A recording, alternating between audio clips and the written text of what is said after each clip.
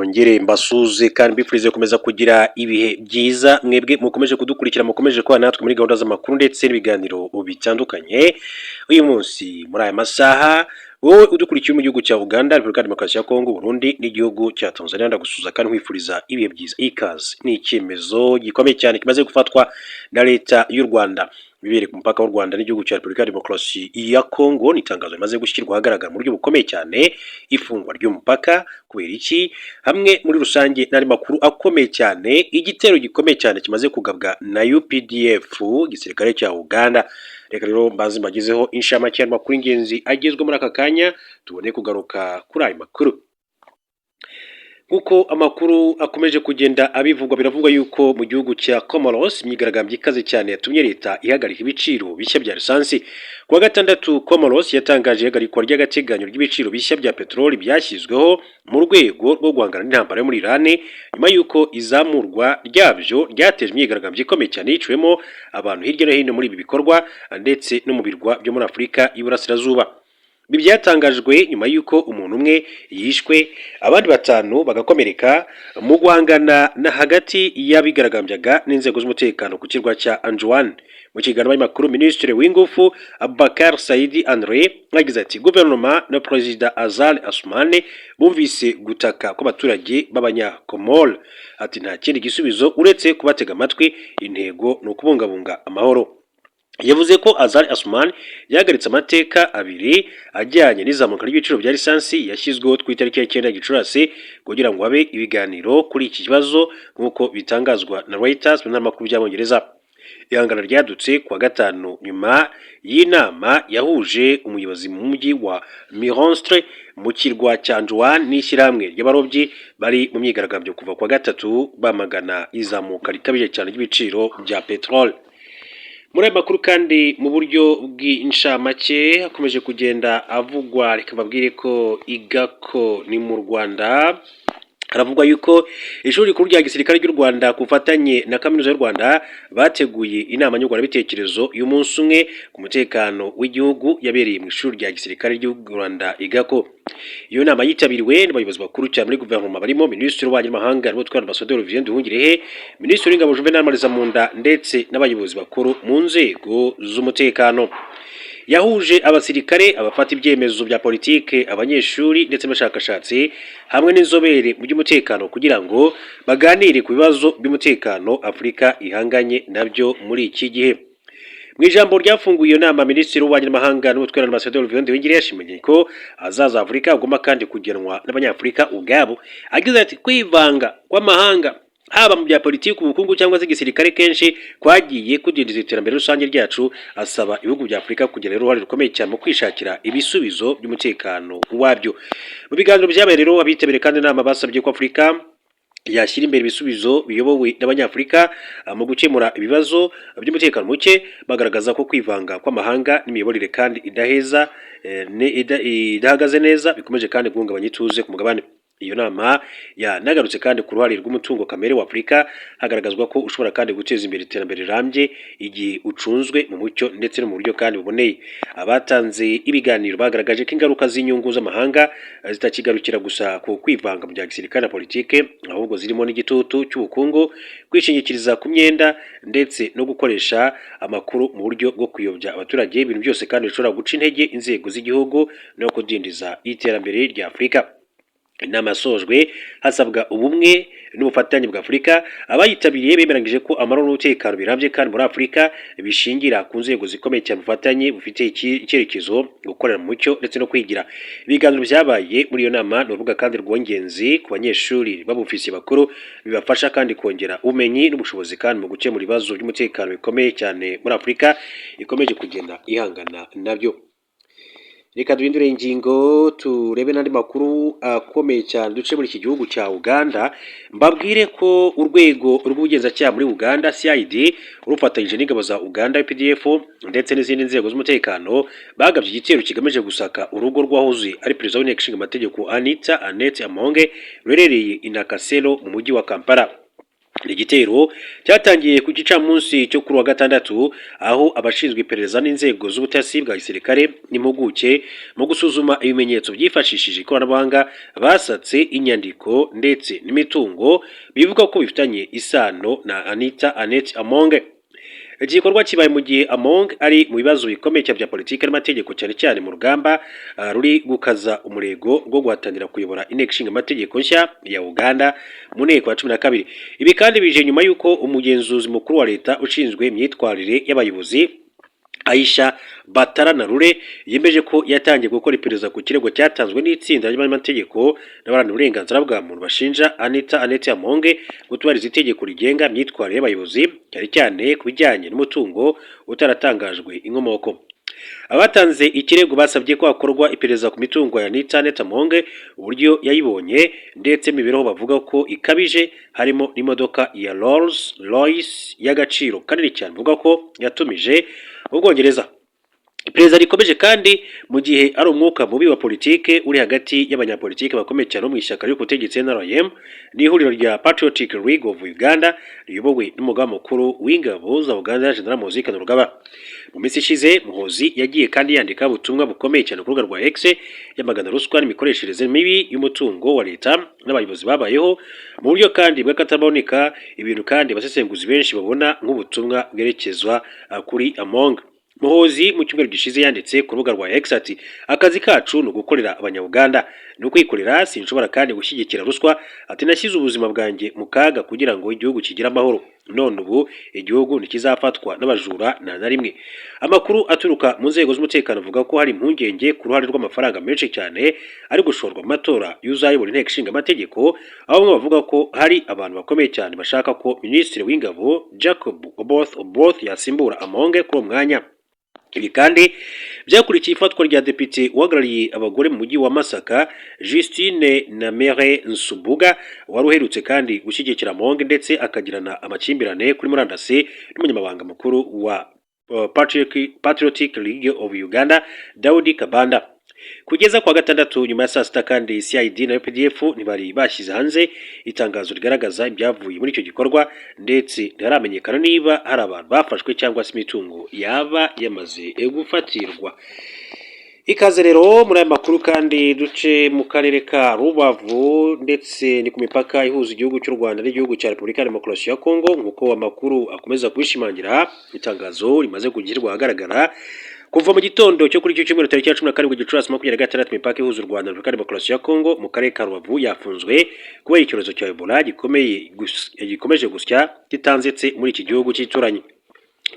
Umuyobozi w'akarere ka Rubavu yitwa Murirwa Prosper yahamirije ikinyamakuru rya Kadomo ko imipaka ibaye ifunzwe mu gihe kitazwi mu buryo kandi bwo gukumira iki cyorezo.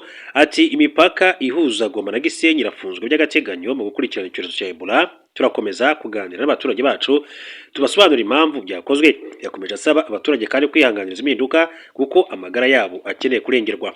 Kuri ubu inzego z'ubuzima zikomeje kandi gusuzuma abanyarwanda bari kwambuka bava muri Repubulika ya Demokarasi ya Kongo n'abanyekongo bari gutaha kuko bo bakiri kwemererwa gukoresha imipaka. Iki cyemezo kireba abakoresha imipaka ya Petite Barriere, Grande Barriere ndetse na Kabuhanga. Kugeza ubu imipaka ihuza umujyi wa Rusizi na Bukavu yo iracyafunguye. Mu mpera z'iki cyumweru nibwo byatangajwe ko mu ntara ya Ituri habonetse umurwayi wa Ebola. Kwa gatandatu ikigo gishinzwe kandi kurwanya ndetse no gukumira indwara z'ibyorezo muri Afurika cyatangaje ko abanduye bageze kuri 336 mu gihe kandi abamaze gupfa ari 87. Duhindure ingingo duce kuri inkuru mbabwire ko Perezida wa Nigeria yitwa Bola Ahmed Tinubu yakuriyeho viza abanyarwanda bajya muri iki gihugu, aho ubu bashobora kandi kumarayo iminsi 30 nyuma y'ibiganiro yagiranye na Perezida Paul Kagame ubwo yageraga i Kigali yari yitabiriye inama ya Africa CEO Forum. Bola Ahmed Tinubu yageze mu Rwanda kwa gatatu mu biganiro kandi yagiranye na Perezida Kagame ku mugoroba uwo munsi, nk'uko byatangajwe na Minisitiri w'Ububanyi n'Amahanga wa Nigeria Bianca Odumegu Ojukwu. Yavuze ko Nigeria igiye kukuriraho viza abanyarwanda nk'uko u Rwanda kandi rwabikoze ku baturage ba Nigeria muri rusange. Aya makuru rero kandi nk'uko yakomeje kugenda abivuga, Tinubu yageze mu Rwanda kwa gatatu mu biganiro yagiranye na Perezida Paul Kagame ku mugoroba w'uwo munsi, uko byatangajwe n'uyu Minisitiri w'Ububanyi n'Amahanga wa Nigeria. Yavuze ko Nigeria kandi igiye gukuraho viza abanyarwanda nk'uko u Rwanda rwabikoze ku baturage ba Nigeria. Itangazo ryashyizwe hanze n'urwego rushinzwe abinjira n'abasohoka muri Nigeria rwavuze ko guverinoma ya Nigeria yamaze gukora ibisabwa byose kugira ngo iyi gahunda itangire yubahirizwe. Ubu Abanyarwanda bemerewe kwinjira muri Nigeria badasabwe visa bakamara iminsi 30 mu buryo kandi bwemera amategeko ku mpamvu zirimo ubukerarugendo, ubucuruzi n'izindi zijyanye n'akazi kemewe. Gusa itangazo rivuga ko abantu bifuza kuguma muri Nigeria igihe kirenze iminsi 30 bazajya basabwa kwaka visa kuri ambasade ya Nigeria cyangwa se bagakoresha uburyo bw'ikoranabuhanga bwa Nigeria e-visa. Urwego rushinzwe abinjira n'abasohoka muri Nigeria ruvuga ko ibibuga by'indege byose, ibyambu n'inzira z'amazi byamenyeshejwe ko bigomba kandi gutangira gushyira mu bikorwa iryo bwiriza rya perezida. U Rwanda na Nigeria bifatanya mu bya diplomasi, politike n'ibindi. Bifitanye amasezerano mu ngeri zirimo imikoranire mu by'umutekano, ibijyanye no gutwara abantu n'ibintu mu ndege, aho bifatanya mu bya tekinike, aho abaganga bo muri Nigeria bafatanya no mu Rwanda mu kubungabunga ubuzima bw'abaturage. Ubwo yari mu Rwanda, Bola Ahmed Tinubu, perezida wa Nigeria, yahuye n'abanyanigeria batuye mu Rwanda bamugezaho ibibazo n'ibyifuzo bafite. Muri bo kandi harimo uwitwa Masai Ujiri watangije Zaria Court mu Rwanda. Umuyobozi w'abanyanigeria baba mu Rwanda yavuze ko abari mu gihugu kandi bafite imirimo ikomeye cyane mu miryango mpuzamahanga mu nzego zirimo uburezi, ikoranabuhanga, ubucuruzi, siporo, amahoteli n'ibindi. Mu Rwanda hari abanyanigeria 28 bafite impamyabumenyi z'ikirenga PhD. Reka rero dukomeze n'aya makuru. Aya makuru tureba ibiba bikomeza kugenda bivugwa, babwira ko ikigo cy'Uburusiya gishinzwe ingufu za nucleaire cyitwa Rosatom cyatangaje ko kiri kuwagura ibikorwa byacyo ku rwego mpuzamahanga, aho u Rwanda ruri mu bihugu bishya gifitanye nacyo amasezerano yo kubaka inganda zitanga amashanyarazi akomoka ku ngufu za nucleaire. Ibi byatangajwe n'umuyobozi mukuru wa Rosatom witwa Alexei Likashev mu kiganiro yahaye igitangazamakuru cya Vesti cyo mu Burusiya. Yavuze ko igihugu cye gikomeje kongera kandi imbaraga mu rwego rw'ingufu za nucleaire ku isi, ndetse ko bukomeje kandi kongera ubushobozi bwo guhatanira amasoko mpuzamahanga muri uru rwego. Twakomeje kongera kandi ubushobozi bwacu ati bwo guhangana ku isoko mpuzamahanga kandi twinjira ku masoko yo hanze.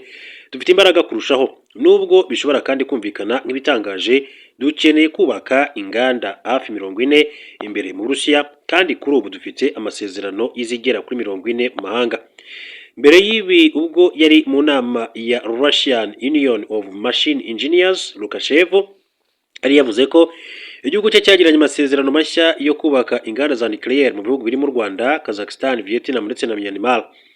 Yavuze kandi ko Rosatom kuri ubu iri kubaka inganda 23 zifite ubushobozi bwo hejuru ndetse n'ebyiri nto mu bihugu bitandukanye icyarimwe. Ubufatanye hagati y'u Rwanda n'Uburusiya mu rwego rw'ingufu za nucleaire buje mu gihe kandi Kigali ikomeje gushaka uburyo bwo kongera ingufu z'amashanyarazi. Muri 2024 u Rwanda rwakira inama mpuzamahanga ku ikoreshwa ry'ingufu za nucleaire muri Afurika, ndetse indi nama nk'iyo iteganyijwe kubera i Kigali mu cyumweru gitaha. Aba rero ari ibyo ngibyo ari komeza kugenda bivugwa. Gusa agati aho ngaho reka mabwire ko u Rwanda rugiye gushora miliyari 140 mu gukwirakwiza amashanyarazi.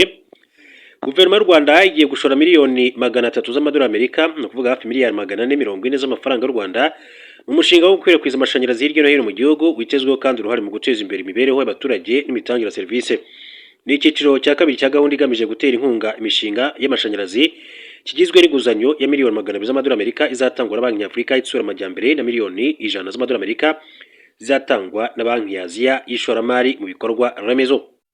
N'ishoramari rizubakira ku cyiciro cya mbere cy'umushinga cyahinduriye ubuzima abaturage basaga miliyoni 2, kinongera kandi ihangwa ry'imirimo ishingiye ku mashanyarazi. Muri icyo cyiciro cyandi hakwirakwijwe amashanyarazi ku ngo 370 adaturutse ku muyoboro mugari. Ingo 460 zihabwa uburyo bwo guteka butangiza ibidukikije.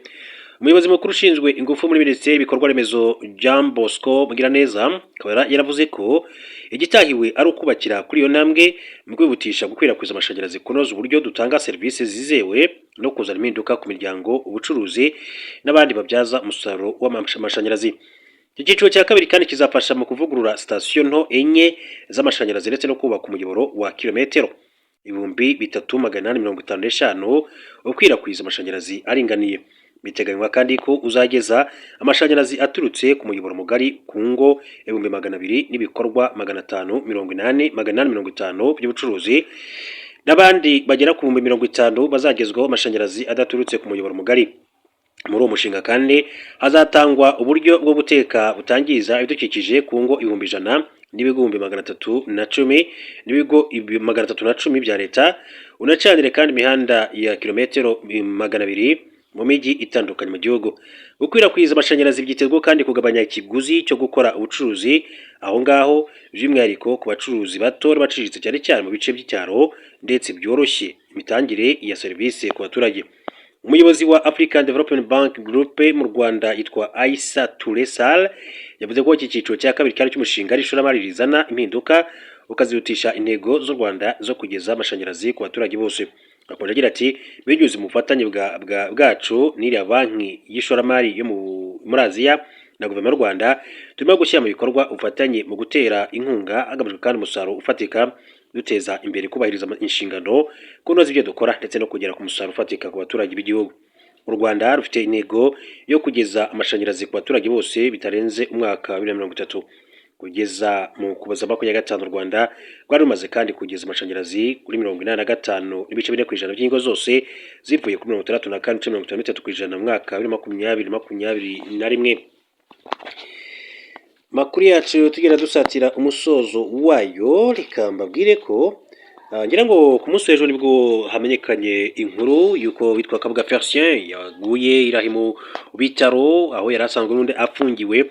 Gusa Kabuga arapfuye, ariko ibyaha yakoze byo ntabwo bipfuye. Dr Gakwenzire wa Ibuka, Perezida wa Ibuka Dr Gakwenzire Philbert yatangaje ko kuba Kabuga Felicien yapfuye bidasobanuye ko ibyaha yakoze bipfuye, nubwo we yapfuye ataburanishijwe.